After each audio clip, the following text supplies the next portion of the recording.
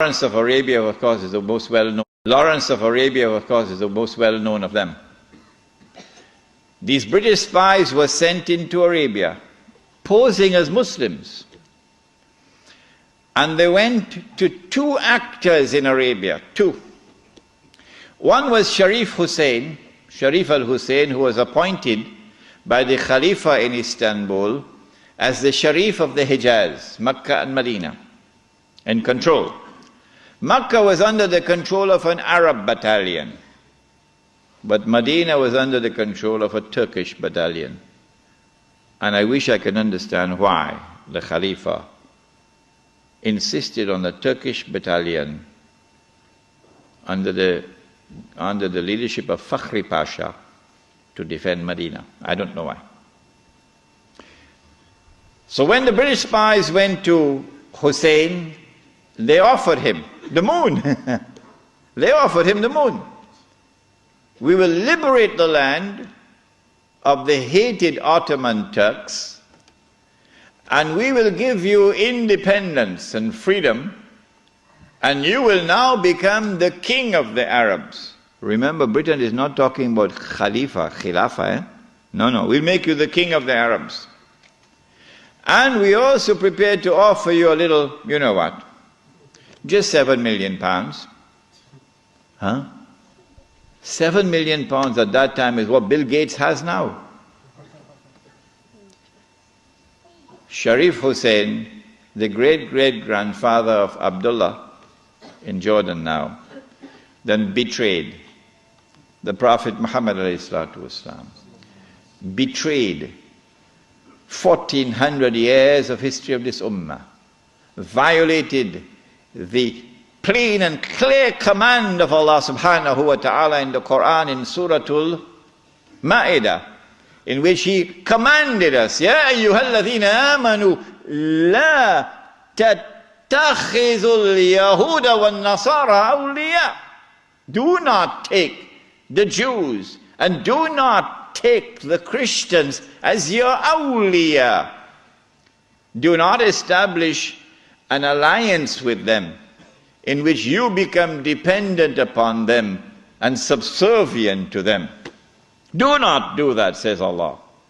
بَعْدُهُمْ أَوْلِيَاءُ بَعْضٍ. They are protecting friends of each other. وَمَنْ يَتَوَلَّهُمْ مِنْكُمْ فَإِنَّهُ مِنْهُمْ. Whosoever from amongst you turn to them for that kind of an alliance, you no longer belong to this ummah, you've now joined them. Inna Allah la yahdi al-qawm al-zalimin. Surely Allah will never provide guidance for a people who commit such an atrocious act of wrongdoing. And this is precisely what Sharif Hussein did, and what all his descendants from that day to this day have been doing. Sharif Hussein now accepts 7 million sterling pounds and enters into a military alliance with Britain and declares himself independent of the Ottoman Khalifa. Once the Khilafah in Istanbul had lost control of Makkah and Medina, had lost control of the Haramain, had lost control of the Hajj, you pull the carpet, you pull the rug from underneath the feet of the Khalifa. His Khilafah is now losing legitimacy. Can anyone be Khalifa? Can you appoint a Khalifa here in downtown Lakemba? Can Mullah Umar have been recognized as the Khalifa? No, why not? Because when the Hajj comes, Amirul Mu'mineen Mullah Umar will have to apply for a Saudi visa to perform the Hajj. Huh? And if the Saudis reject the visa, the Khalifa can't perform the Hajj. All right? And so the British calculated, if we can wrest control of the Haramain and the Hajj away from the Khalifa in Istanbul, then the legitimacy of his Khilafah will begin to crumble. And so this was 1916. The British spies then went to the second actor in the Arabian Peninsula. I mean, Britain has a PhD in deception. If you want to destroy the Khilafah, okay, you have to make sure that it cannot be restored.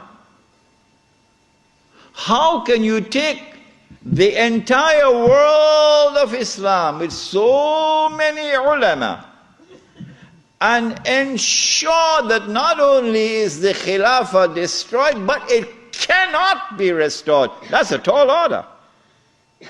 How to do it? The answer is, you not only have to liberate the Haramain from the control of the Khalifa in Istanbul, but you have to put it in the control of those who will not themselves claim the Khilafah and will not allow anyone else to claim the Khilafah. And so long as these people keep control of the Haramain and the Hajj, the Khilafah can never be restored. Simple, isn't it? Simple, isn't it? And so that was why they had to make the trip to Riyadh to meet, what's his name? Abdul Aziz Ibn Saud. Correct name? Of course it's the correct name. Why are you afraid to mention it? But Abdul Aziz Ibn Saud did not control the Hijaz. So he couldn't command a check for £7 million. He had to be content with something less than that. So what the British offered to him was, if you would sign the same kind of agreement with us and violate the specific command in the Quran and betray Allah and His Messenger and betray the Ummah, if you will do that, we pay you £5,000 a month. Would you accept that? Abdul Aziz says, yes. Yes. And in 1916, Abdul Aziz ibn Saud signed an agreement with Britain. Yes. Which made of him a military ally of Britain, subservient to Britain. But when the Ikhwan, who were his military force, questioned him, how can you sign this agreement with Britain? And how can you accept this money from Britain, £5,000 a month? Abdul Aziz ibn Saud says, this is jizya.